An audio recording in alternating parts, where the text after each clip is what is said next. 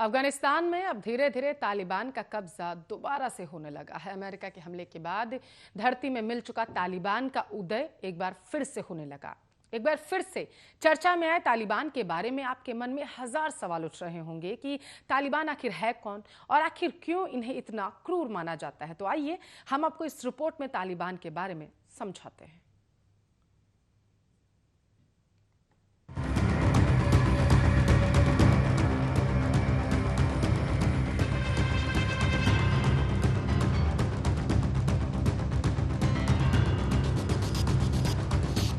अफगानिस्तान में अमेरिकी नेतृत्व वाली सेना ने तालिबान को साल 2001 में सत्ता से बाहर का रास्ता दिखा दिया था, लेकिन धीरे धीरे ये समूह खुद को मजबूत करता गया और अब एक बार फिर से इसका दबदबा देखने को मिल रहा है।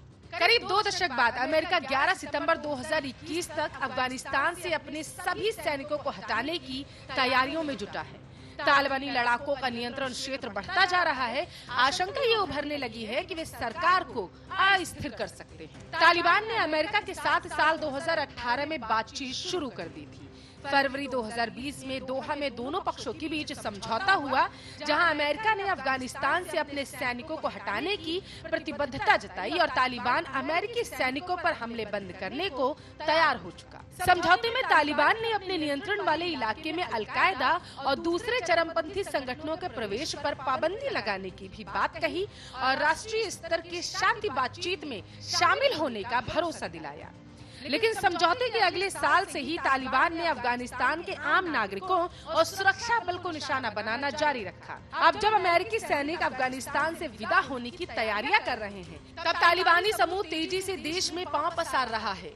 पश्तो जुबान में छात्रों को तालिबान कहा जाता है। 90 के दशक की शुरुआत में जब सोवियत संघ अफगानिस्तान से अपने सैनिकों को वापस बुला रहा था, उसी दौर में तालिबान का उभार हुआ।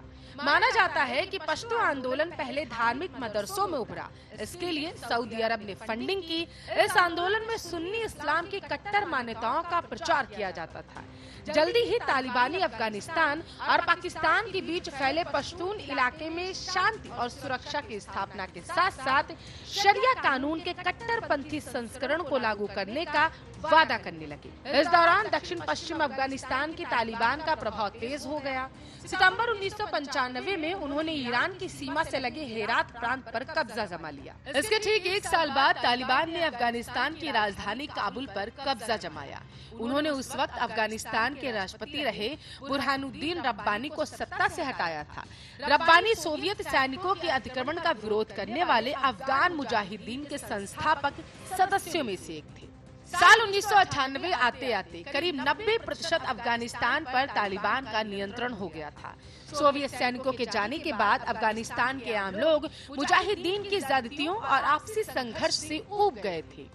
इसलिए पहले पहल तालिबान का स्वागत किया गया। भ्रष्टाचार पर अंकुश, अराजकता की स्थिति में सुधार, सड़कों का निर्माण और नियंत्रण वाले इलाके में कारोबारी ढांचा और सुविधाएं मुहैया कराना, इन कामों के चलते शुरुआत में तालिबानी लोकप्रिय हुए। लेकिन इसी दौरान तालिबान ने सजा देने के इस्लामिक तौर तरीकों को लागू किया, जिसमें हत्या और व्यभिचार के दोषियों को सार्वजनिक तौर पर फांसी देना और चोरी के मामले में दोषियों के अंग भंग करने जैसी सजाएं शामिल थी। पुरुषों के लिए दाढ़ी और महिलाओं के लिए पूरे शरीर को ढकने वाली बुर्के का इस्तेमाल बेहद जरूरी करार दिया गया। तालिबान ने टेलीविजन, संगीत, सिनेमा पर पाबंदी लगा दी और 10 साल और उससे अधिक उम्र की लड़कियों के स्कूल जाने पर भी पाबंदियां लगा दी गई।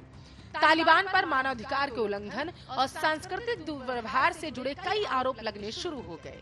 इसका एक बदनामी भरा उदाहरण साल 2001 में तब देखने को मिला, जब तालिबान ने अंतर्राष्ट्रीय स्तर पर विरोध के बाद भी मध्य अफगानिस्तान के बामियान में बुद्ध की प्रतिमा को नष्ट कर दिया। तालिबान को बनाने और मजबूत करने के आरोपों से पाकिस्तान लगातार इनकार करता रहता है, लेकिन इस बात में कोई संदेह नहीं है कि शुरुआत में तालिबानी आंदोलन से जुड़ने वाले लोग पाकिस्तान के मदरसों से निकले थे। अफगानिस्तान पर जब तालिबान का नियंत्रण था, तब पाकिस्तान दुनिया के उन 3 देशों में शामिल था जिसने तालिबान सरकार को मान्यता दी थी। पाकिस्तान के अलावा सऊदी अरब, अब संयुक्त अरब अमीरात ने भी तालिबान सरकार को स्वीकार कर लिया था।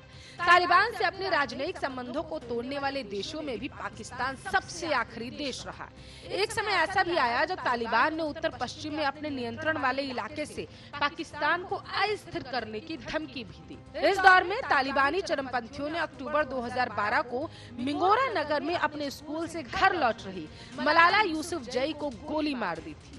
कहा गया कि तालिबानी शासन के अत्याचार पर छन्न नाम के लिखने के चलते 14 साल की मलाला से तालिबानी नाराज थे। इस घटना में मलाला बुरी तरीके से घायल हो गई थी। उस वक्त पाकिस्तान में नहीं बल्कि अंतर्राष्ट्रीय स्तर पर भी इस घटना की कड़ी निंदा की गई। इस घटना के लगभग 2 साल बाद तालिबानी चरमपंथियों ने पेशावर के एक स्कूल पर हमला किया था। इसके बाद पाकिस्तान में तालिबान का प्रभाव काफी कम हो गया। साल 2013 में अमेरिकी ड्रोन हमले में तालिबान का पाकिस्तान में कमान संभाल रहे हकीमुल्लाह महसूद सहित 3 अहम नेताओं की हत्या कर दी गई। 11 सितंबर 2001 को न्यूयॉर्क वर्ल्ड ट्रेड सेंटर पर हुए हमले के बाद दुनिया भर का ध्यान तालिबान की तरफ गया। हमले के मुख्य संदिग्ध ओसामा बिन लादेन और अलकायदा के लड़ाकों को शरण देने का आरोप तालिबान पर लगा। 7 अक्टूबर 2001 को अमेरिका के नेतृत्व में सैन्य गठबंधन ने अफगानिस्तान पर हमला कर दिया। दिसंबर के पहले सप्ताह में तालिबान का शासन खत्म हो गया। दुनिया के सबसे बड़े तलाशी अभियान के बाद भी ओसामा बिन लादेन और तब तालिबान प्रमुख रहे मुल्ला मोहम्मद उमर और उनके दूसरे साथी अफगानिस्तान से निकलने में कामयाब रहे। तालिबान गुट के कई लोगों ने पाकिस्तान के क्वेटा शहर में पनाह ली और वे वहां से लोगों को निर्देशित करने लगे। हालांकि पाकिस्तान सरकार क्वेटा में तालिबान की मौजूदगी से हमेशा से ही इनकार करती आई है। भारी संख्या में विदेशी सैनिकों की मौजूदगी के बाद भी तालिबान ने धीरे धीरे खुद को मजबूत किया और अफगानिस्तान में अपने प्रभाव को बढ़ाना शुरू कर दिया।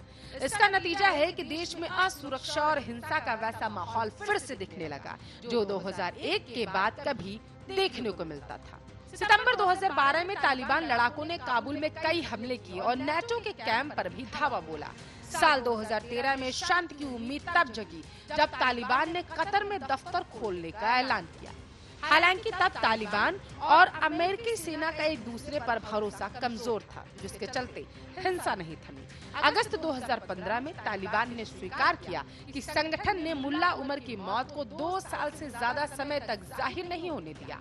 मुल्ला उमर की मौत कथित स्वास्थ्य समस्याओं के चलते पाकिस्तान के एक अस्पताल में हुई।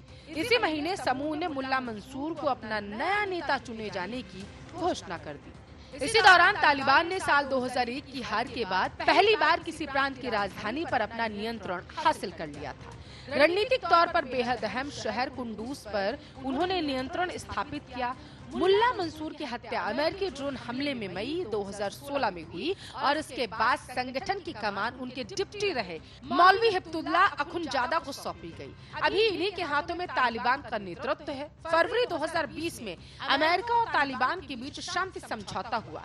कई दौर की बातचीत के बाद ये समझौता हुआ। इसके बाद तालिबान ने शहरों और अन्य सैन्य ठिकानों पर हमले के बाद कुछ खास तरह के लोगों को निशाना बनाने की शुरुआत की और ऐसे हमलों से उसने अफगानिस्तान की जनता को आतंकित कर दिया। इन हमलों में तालिबान ने पत्रकारों, न्यायाधीशों, शांति कार्यकर्ताओं, रसूख के पदों पर बैठी महिलाओं को निशाना बनाना शुरू कर दिया। जाहिर है तालिबान ने केवल अपनी रणनीति बदली थी, कट्टरपंथी विचारधारा नहीं। अफगानिस्तान के अधिकारियों ने गंभीर तौर पर चिंता जताई थी कि अंतर्राष्ट्रीय मदद के बिना अफगानिस्तान सरकार के सामने अस्तित्व बचाने का संकट होगा। लेकिन अमेरिका के नए राष्ट्रपति जो बाइडेन ने अप्रैल 2021 में ऐलान कर दिया कि 11 सितंबर तक सभी अमेरिकी सैनिक वापस लौटेंगे। 2 दशक तक चले एक युद्ध में अमेरिकी महाशक्ति को छकाने के बाद तालिबान ने बड़े क्षेत्र पर कब्जा करना अब शुरू कर दिया। इससे अमेरिकी सेना के बाहर निकलने के बाद काबुल में सरकार के अस्थिर होने का खतरा अब बढ़ चुका है। माना जा रहा है कि साल 2001 के बाद पहली बार तालिबान इतना मजबूत दिख रहा है। नेटो के आकलन के मुताबिक अभी समूह के पूर्णकालिक लड़ाकों की संख्या 85,000 के आसपास है। अभी तालिबान का कितने इलाके पर कब्जा है ये स्पष्ट नहीं किया जा सकता, लेकिन अनुमान यह है कि देश के 5वें हिस्से से लेकर 1/3 हिस्से के बीच के क्षेत्र पर तालिबान का नियंत्रण है।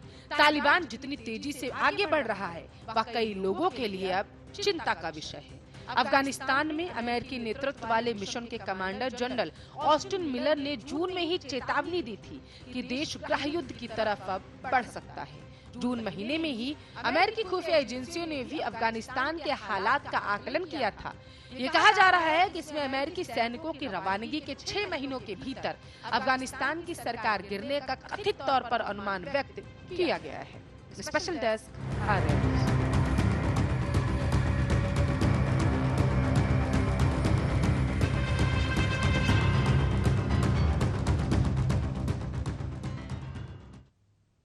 तो इस स्पेशल रिपोर्ट के साथ इस बुलेटिन में बस इतना ही। बने रहिए हमारे साथ, देखते रहिए आपका अपना न्यूज़ चैनल आर्या न्यूज़।